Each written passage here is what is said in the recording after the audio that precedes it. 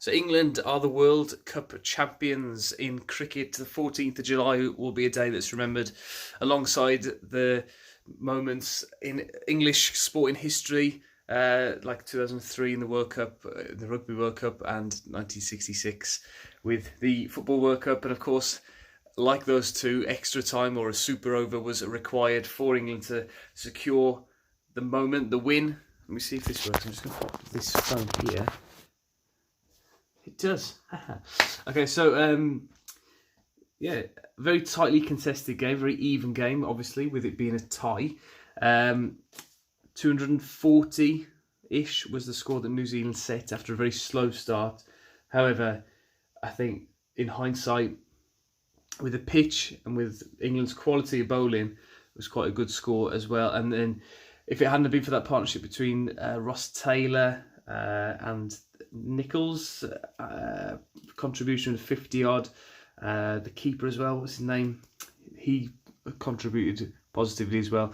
It took England the same sort of time to get into the game as well. At the beginning of their innings, they found it difficult to score runs freely. Roy as well, his first ball I feel should have been out. I think umpire's call works well to a certain extent. However, when the ball is slamming into leg stump, you have to give that out really. Then England really struggled for the most part of their innings, and I think Shane Warne said it after the game. I probably agree that New Zealand were probably the better team on the day. They did. I think they batted in a more consistent manner, and then as well they bowled well. Trent Boult, I thought, bowled really well. De Grandhomme, who's this dibbly-dobbly little medium pacer, looked like a world beater this afternoon, bowled really well. And if it hadn't have been for the partnership between Buttler and Stokes, then England would not have won that game. I think that's obvious to say. Partnership of over 100 at that point in the innings. That was the key part of the game. And if New Zealand had have got them for 20 each, they would have won that game comfortably. But Stokes has got to take all the credit, man of the match performance by a long way. And then the drama of the end, Mark Wood coming on for the last ball and trying to run two desperately. Jofra Archer trying to hit the ball out the ground. Did the right thing, because if he'd have got a boundary, England probably would have won. And getting out kept Stokes on strike. So you've got to...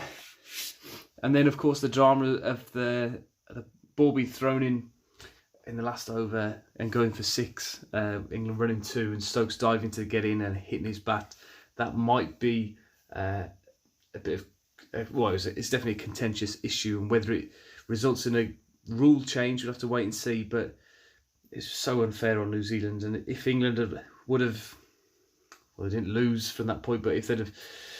well, ultimately they did. If that had happened to England, we'd have been very angry. But not only was it one of the best games of cricket ever, I think that it should have sparked something in the public, and hopefully the Ashes will do the same. We saw in 2005 how it captured the imagination of everybody and increased the participation levels. Hopefully this will do the same, albeit it was one game, but a lot of heartbreak over the last couple of years from English teams not getting to semi-finals and not going that last distance, that last little part.